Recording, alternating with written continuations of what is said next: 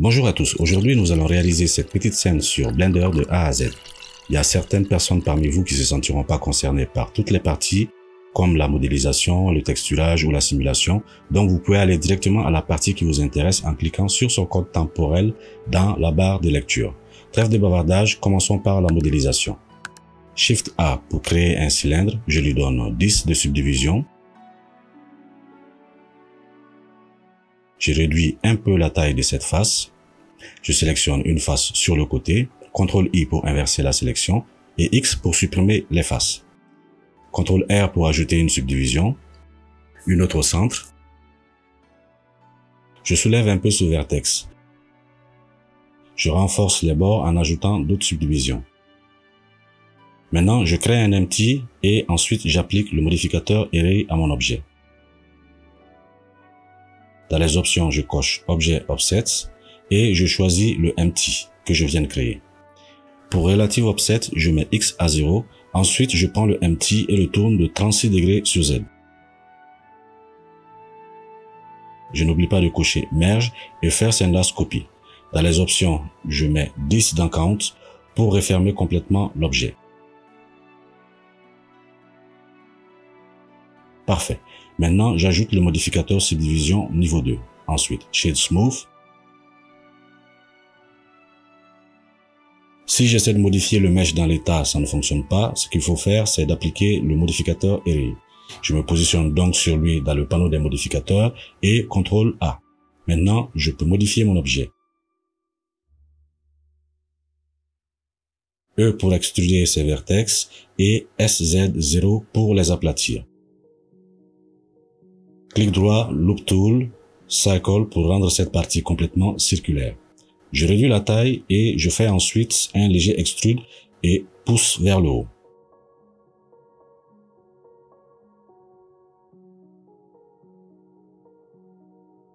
J'ajoute une subdivision ici pour le renforcer. J'appuie G 2 fois pour glisser cette rangée vers le haut. Maintenant, Shift D pour dupliquer, RX 180 pour le renverser, GZ pour le pousser en haut. Je vais maintenant fermer la base. Je fais donc un extrude avec ces vertex. Je les rends circulaires, je fais un autre extrude et je réduis sa taille. CTRL R et je pousse la roulette de la souris pour ajouter des subdivisions. Je fais ensuite M, Merge at Center pour fermer.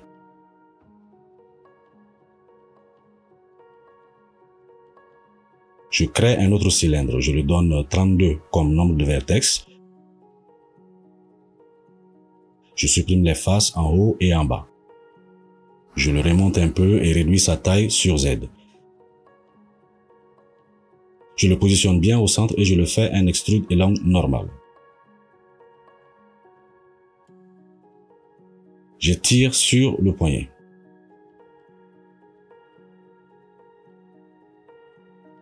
Voilà, j'ajoute ensuite quelques subdivisions pour renforcer les bordures.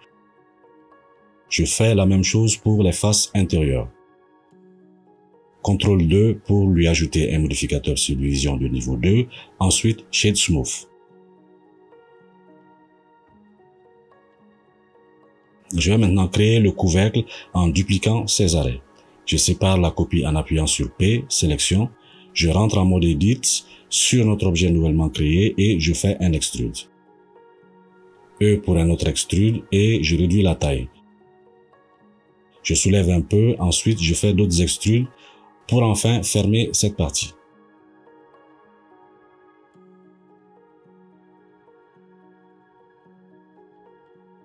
J'ajoute ensuite des subdivisions pour renforcer les bords.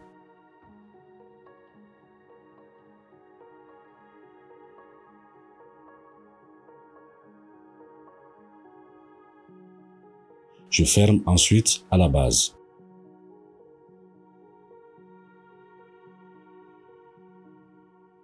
Maintenant, je vais donner plus de détails à la partie supérieure. Je prends l'outil Bisect pour ajouter une subdivision. Je clique et je maintiens CTRL pour avoir une ligne droite. Je viens sur un côté, sur l'axe X pour me faciliter les modifications. Et j'ajoute des subdivisions comme ceci. Je sélectionne ces deux faces et je fais un extrude sur X. Je supprime ces deux faces en haut.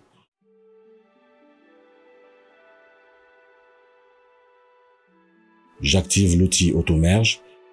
Je mets l'outil de collage sur vertex et je l'active. En ce moment, quand deux vertex sont suffisamment proches, ils fusionnent. Je renforce les bords. Shift Tab est le raccourci pour désactiver l'outil de collage. Je prends encore l'outil Bisect pour couper mon objet à ce niveau-là. Dans cette modélisation, je ne me préoccupe pas trop d'avoir des triangles par-ci par-là parce que ce n'est pas un objet organique destiné à être déformé par une armature ou d'autres choses de ce genre. Cela dit, il est toujours mieux quand on peut les éviter.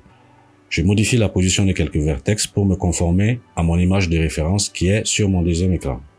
Ok, vous pouvez en trouver sur le net. Ici, l'idée est de renforcer les bordures tout en faisant attention à ne pas ajouter trop de détails, trop de polygones à mon objet. Donc, j'utilise les mêmes outils qu'on utilisait pour le début, rien de compliqué.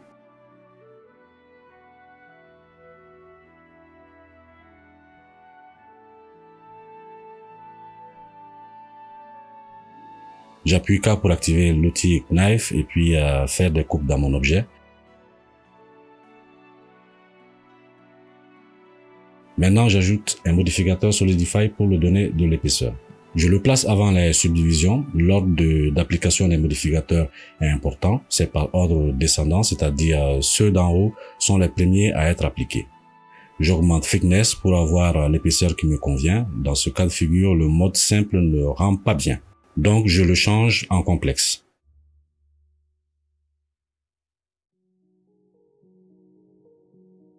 Ça ne va toujours pas. Je crois que je dois renforcer un bord supérieur. Voilà, ça répond mieux. Il y a quand même un problème à ce niveau. Je change alors Offset à 0. J'applique maintenant le modificateur pour résoudre les autres problèmes manuellement. J'adoucis certains vertex qui se superposent en utilisant l'outil Smooth.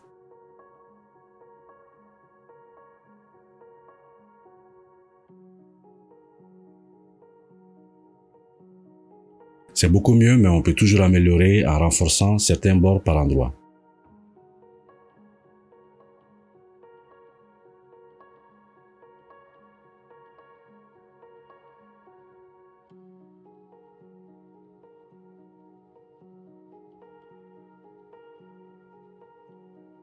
Pour les autres parties, je les modélise séparément. J'estime qu'il n'y a rien de nouveau ou de compliqué à ce niveau-là, donc je passe en time-lapse. Si vous le souhaitez, vous pouvez télécharger la scène complète sur ma page Gumboard. Le lien se trouve dans la description.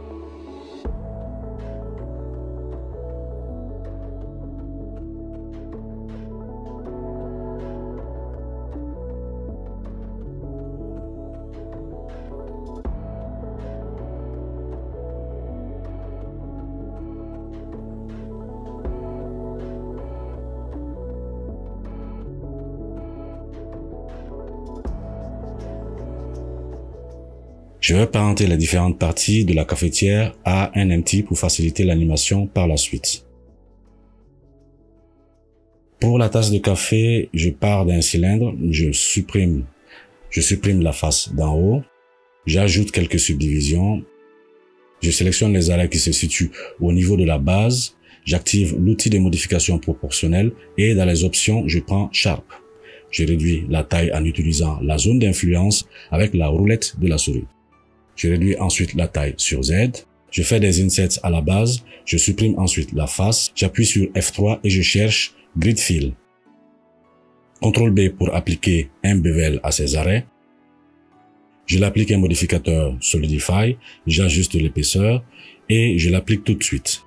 Je sélectionne cette rangée de faces pour faire un extrude. Je sélectionne ensuite ces arrêts et je fais CTRL B pour l'appliquer un bevel de sorte à renforcer ses bords. CTRL 1 pour ajouter un modificateur subdivision de niveau 1 que j'applique tout de suite. Je sélectionne 4 faces à ce niveau et plus bas je sélectionne 4 autres. J'appuie sur I pour faire un inset.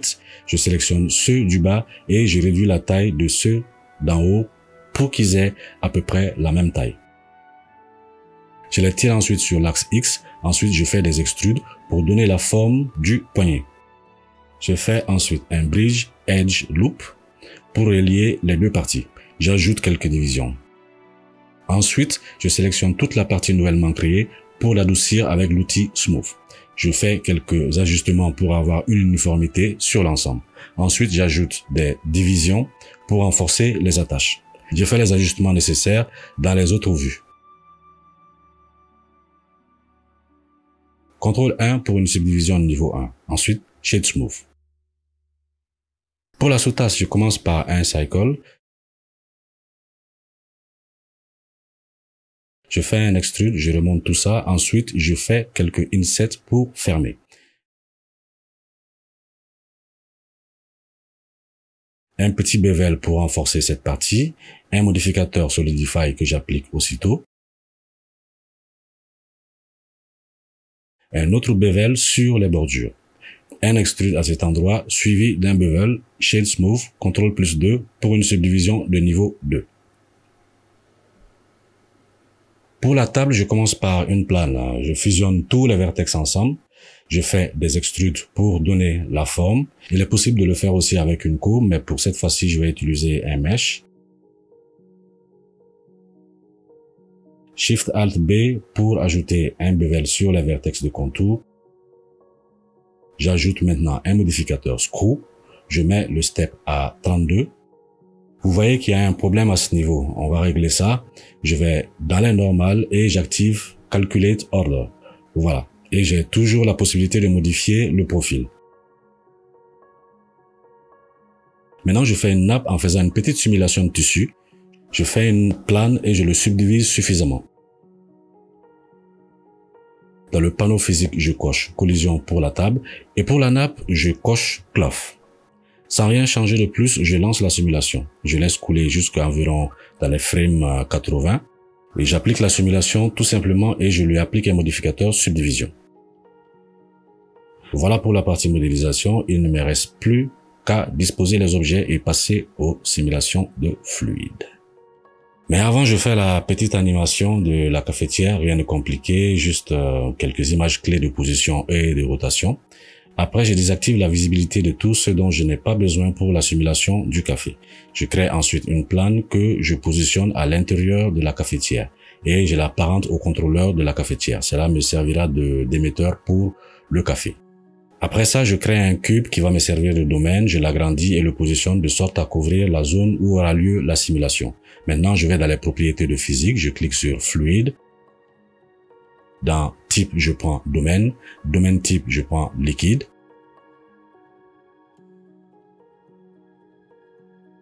Après, je prends l'émetteur, clique sur Fluide, Type Flow. Type de flow, liquide. Bien sûr, le café est un liquide. Flow Behavior, je prends Inflow. Dans Flow Source, je coche Is Planar parce que notre émetteur est une plane. Dans Initial Velocity, je mets une valeur de 10 sur normal pour que le fluide ait une vitesse initiale de 10 dans la direction des normales. Je retourne sur le domaine et je vais tout en bas dans les options. Dans les caches, je résélectionne Replay. J'appuie sur Play pour lancer une première simulation pour voir le comportement. Il y a du liquide qui déborde un peu partout, ouais, il y en a. Mais si vous remarquez bien, il y a un petit cube en bas dans le domaine qui représente la résolution du domaine. Vous voyez aussi que le fluide ne dépasse pas les limites de ce cube. Plus cette résolution est petite, plus la simulation est juste et plus ça prend du temps pour calculer.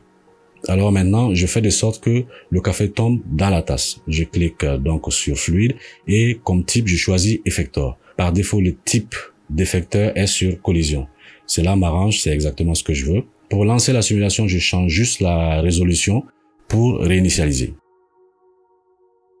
Apparemment, ça ne suffit pas. Je vais donc modifier quelques paramètres. Je change surface thickness à 0,3 pour donner en quelque sorte plus d'épaisseur. Je relance la simulation. On voit maintenant que le liquide ne dépasse pas la paroi de la tasse, mais le liquide n'est pas en contact non plus avec la tasse. Cela est dû à la résolution trop faible. Je prends donc la valeur de 60 pour avoir quelque chose de plus précis. Je relance. Maintenant, c'est plus correct, mais le liquide sort un peu trop tôt. Je vais animer le moment où le liquide commence à sortir de la cafetière. Je vais sur l'image 16 et je désactive Use Flow et je mets une clé. Et je le réactive sur l'image suivante. Je relance donc la simulation. On voit que ça fonctionne mieux, mais ici déjà on se rend compte que la tasse se remplit trop tôt avant la fin de l'animation. Mais je ne m'en fais pas trop en ce moment-là parce que quand je vais augmenter la résolution du fluide, il changera de comportement. Je ne sais pas pourquoi, mais si quelqu'un parmi vous le sait, je serais ravi de l'apprendre dans les commentaires. Je vais sur Use Flow pour choisir le moment où le fluide doit arrêter d'émettre. Je relance la simulation. Plus la résolution augmente, moins on arrive à lire en temps réel. Je suis donc obligé de faire un play blast, c'est-à-dire un rendu de basse qualité de la fenêtre. Je vais dans View et je prends View, Render, Animation. Le rendu temporel se fait.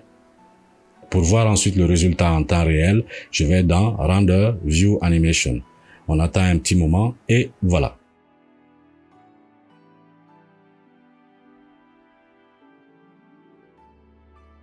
Ça déborde de partout, ok, on va finaliser. L'un des problèmes est que le liquide ne réagit pas avec la cafetière. Donc, je mets la cafetière en tant qu'effecteur du fluide. Et j'augmente la résolution jusqu'à 100 pour voir ce qui va se passer. Voilà, le liquide se comporte de manière plus correcte. Il y a quelques fuites par-ci par-là, mais on va gérer ça. Donc, pour le domaine, je désactive la collision vers le bas. Pour la méthode de simulation, je prends APIC parce que la méthode Flip fait un peu trop de vagues. Voici la différence entre les deux méthodes. La méthode APIC est bien plus stable pour le type de fluide que nous voulons faire, en l'occurrence du café dans une tasse. Ensuite, je mets la résolution à 150 ou voire 160, ça dépend de vous, pour un meilleur résultat. Dans les caches, je prends All pour le type. Cela me permet d'avoir le fluide comme cache sur mon disque dur. Après ça, je relance la simulation.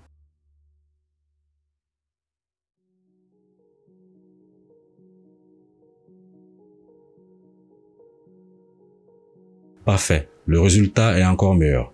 Il y a juste encore quelques fuites.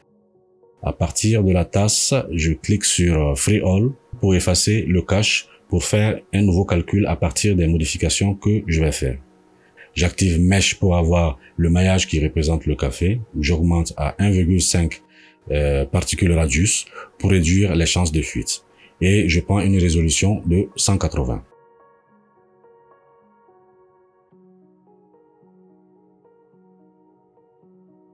Et voilà, cela me convient. Quand je quitte le mode fil de fer, la tasse disparaît dans le domaine parce que au tout début, il n'y a pas de simulation. Je vais animer sa visibilité dans le temps pour que je puisse avoir ma scène correctement.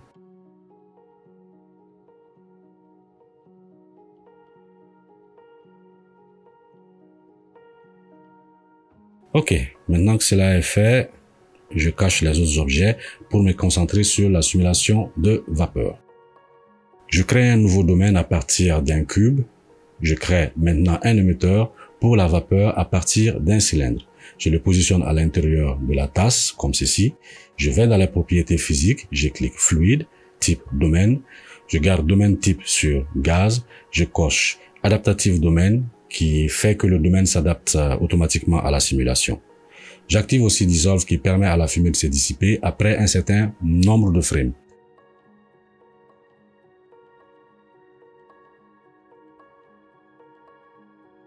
Je change aussi la résolution sur 60 pour faciliter la prévisualisation. Maintenant, je prends l'émetteur et je clique sur fluide, type fluide, flow, flow behavior in flow, surface émission à 1,2.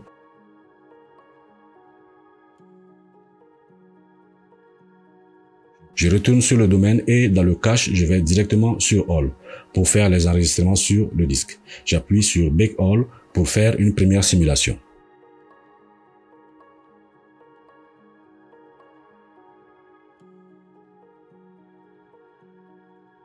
Ce n'est pas mal déjà, mais on va améliorer ça. J'ai réduit Timescale à 0,8 pour une simulation plus lente, donc plus précise. Dans Gaz, je mets Hit à 1,2. Pour l'émetteur, j'active Texture. Je vais ensuite dans le panneau de texture, je clique sur New, je prends Cloud comme type. Dans Color, je mets le contraste à fond, c'est-à-dire 5. Je retourne dans les propriétés physiques. Dans Texture, je choisis la texture que je viens de créer. Maintenant, je veux animer le offset. Plutôt que de le faire manuellement, je vais lui ajouter une petite fonction. Je tape dièse frame divisé par 75.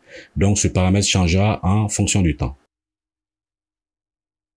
Pour ajouter un peu de variation à tout ça, j'ajoute un petit vent avec la force field wind. Je le positionne et l'oriente en fonction de la direction que je veux qu'il prend. Je diminue sa force à 0,2 et je mets flow à 0. Après ça, je mets la résolution à 160. J'appuie Bake All pour lancer la simulation.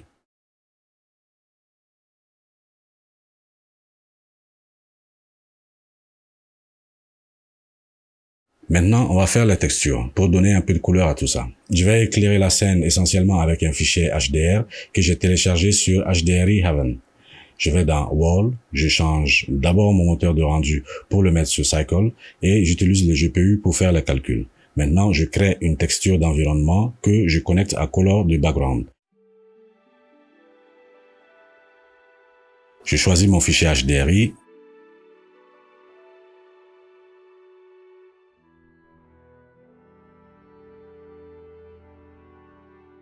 Je ne veux pas être distrait par l'image, donc je vais dans Film et je coche Transparent. C'est déjà pas mal, mais je vais changer un peu l'orientation de la lumière principale. J'appuie sur CTRL-T. Je tourne l'image sur Z pour amener l'ombre derrière la cafetière. Maintenant, je vais créer une texture de bois procédurale pour la table. Je retourne en mode objet, je clique sur New et je nomme la matière bois. Je crée une texture Musgrave. Je le lie à la couleur de base, 16 pour détail, 0,2 dans dimension, 2,9 pour lacunarity. Maintenant, je crée une texture Wave. Ensuite, je connecte sa couleur à Scale de Musgrave. Sur Scale, je prends 0,7, distorsion 4,5, détail 0, détail Scale 5,6. Je crée maintenant une couleur rampe que j'insère ici. Ensuite, je clique sur cette flèche pour inverser les couleurs ici. Flip Color Ramp. Ensuite, je crée une texture de coordonnées que je lie au vecteur de Wave Texture. Ça, c'est la première phase. Je sélectionne tout ça et j'appuie sur CTRL-J pour les mettre dans une frame à part. Je crée maintenant un mix RGB que je place entre le groupe et le shader. Je mets son mode à multiply et son facteur à 0,8. Je crée un nouveau Musgrave que je lie à Color 2 du mix RGB. Je fais ensuite des modifications sur le Musgrave, détail 5.1, dimension 0. Maintenant, je crée une Noise Texture que je relie au vecteur du Musgrave. Sur le Noise Texture, je mets le Scale à 9, détail 7,2. Ensuite, je crée un autre mix RGB et une texture Wave que je lie à Color 1 du mix RGB. Ce dernier, je le relie au vecteur du Noise Texture. Je mets 0,1 sur le Scale. Je mets le facteur du mix RGB à 0,2. Je sélectionne ensuite le Wave Texture et je fais CTRL-T. Je prends ensuite le Generated du nouveau texture coordinate et je le relie à Color 2 de ce mix RGB. Ensuite, je crée un nouveau mix RGB ici et je relie le facteur du noise à l'entrée couleur 2, puis je mets le facteur du mix RGB à 0,8. Je groupe tout ça ensemble. Maintenant, il ne me reste plus qu'à donner une couleur de bois à l'ensemble. Je me fais un peu de place devant. Je crée ensuite une color ramp. Je clique sur le petit plus pour ajouter un autre bouton de couleur et je les modifie pour avoir une couleur de bois.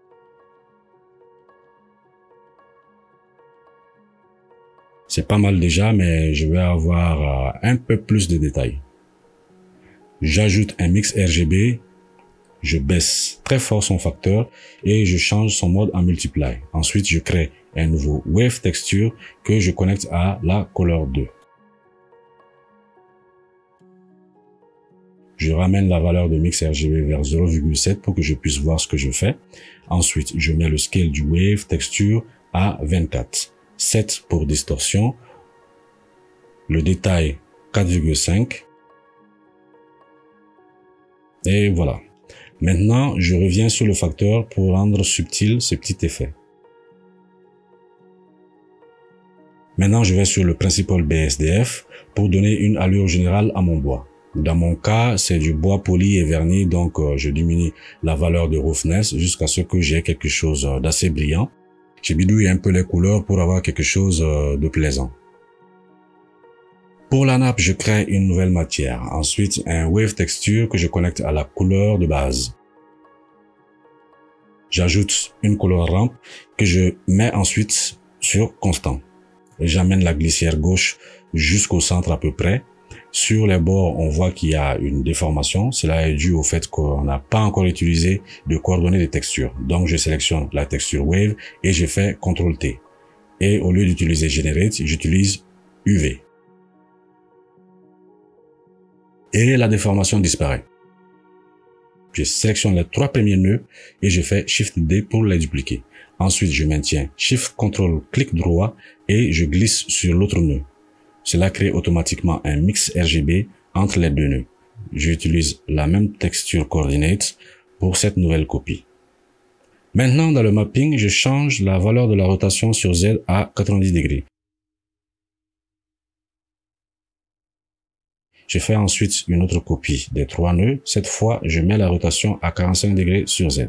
Je fais la même manœuvre pour créer un mix RGB et cette fois, je mets le mode sur Multiply. Maintenant, je mets le scale du wave jusqu'à 100. En m'approchant, vous voyez à quoi ça ressemble. Je pense qu'on peut même aller jusqu'à 150. Pour finir, je lui ajoute un color ramp pour lui donner de la couleur. Donc, je lui donne la couleur que je veux et fais glisser la glissière vers le centre. Et après, je choisis la couleur de nappe que je veux.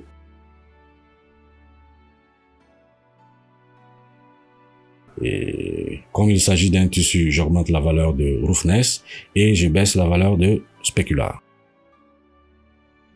Donc, une fois content du résultat, je peux passer au céramique. Rien de compliqué, je joue juste avec les valeurs specular et roughness. Ensuite, je lui donne une couleur. Puis, je duplique pour faire une version blanche que j'applique à la sous-tasse et à l'intérieur de la tasse, en sélectionnant les faces concernées et je clique sur Assigner. Maintenant, je vais m'occuper du café. Mais avant, vous voyez qu'il y a toujours des particules de fluide sur l'objet. Je vais tout simplement les désactiver dans les propriétés physiques. Très bien. J'applique un Shade Smooth, je lui applique un modificateur Smooth, facteur 2 et Repeat 4. Je lui applique une matière, je booste sa transmission à fond. Je lui applique une couleur de café. Je lui ajoute un volume absorption densité 10 que je connecte à volume sur le matériel output. Ce dernier permet d'avoir plus de transparence aux endroits où le café est plus fin. Je joue un peu avec les specular roughness pour avoir mon café. Une fois satisfait, on va passer à la vapeur. Je supprime le Principal BSDF. On ne va pas l'utiliser ici. Je crée un shader émission que je connecte au volume. Je crée un nœud de volume info dont je connecte la densité au string de l'émission. On a déjà une belle vapeur qui se profile. Je regarde d'autres frames pour voir comment est-ce que ça se comporte. En réduisant la luminosité de l'émission, on contrôle l'opacité de la vapeur. Maintenant, si je veux avoir plus de contrôle, je peux ajouter un color ramp. En bougeant les glissières, je peux modifier l'aspect de la vapeur. Je peux aussi ajouter un nœud de mat pour avoir plus de possibilités de changement de l'intensité de la vapeur. Maintenant, je passe à la cafetière. J'active Denoise pour le rendu de la fenêtre. J'ajoute une lumière Area pour encore mieux éclairer la scène. Je la positionne et mets sa puissance à 1000 watts. Je crée une matière pour le manche. Je change la couleur de base en noir. Je réduis la spécularité, augmente un peu métallique. Je lui donne en gros un aspect de plastique. Je crée une autre matière pour le corps de la cafetière. Je supprime le principal BSDF. À la place, je crée un glossy BSDF. J'assigne ça au reste de la cafetière en n'oubliant pas le couvercle qui comporte une partie en caoutchouc.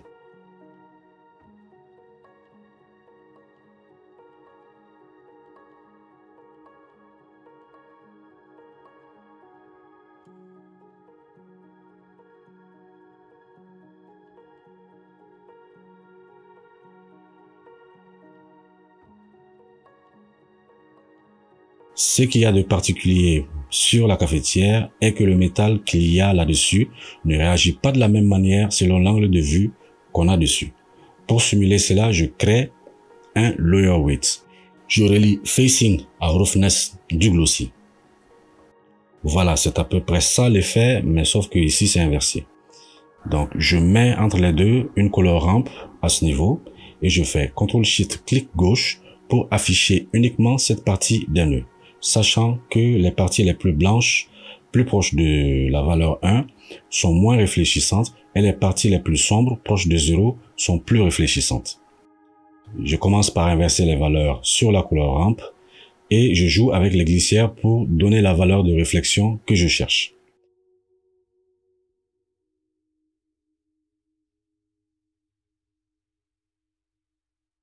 Voilà, le résultat me convient comme ça. Mais je vais atténuer un peu la réflexion en passant sur du gris plutôt.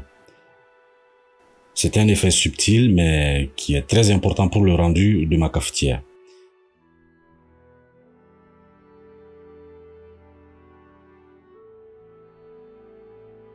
En ajoutant cet effet, nous perdons les détails de réflexion sur les angles de la cafetière. Nous allons les faire revenir. Je duplique le glossy que j'ai déjà. CTRL-SHIFT clic droit pour créer un mix shader entre les deux. Je crée ensuite une géométrie. Je vais relier l'attribut pointiness à une color ramp. Je prévisualise juste cette partie. Je travaille sur mes glissières pour faire ressortir les angles de la cafetière. Ensuite, j'utilise ça comme facteur du mix shader. Je diminue assez fort le roughness du deuxième glossy. J'obtiens de beaux brillants sur les angles de la cafetière. Voilà qui met fin à ce long tutoriel. J'espère qu'il vous aura plu. Laissez un like si vous avez aimé. Et dites-moi aussi dans les commentaires si vous préférez ce genre de format long dans lequel on touche à beaucoup de choses. Bonne journée et à très bientôt.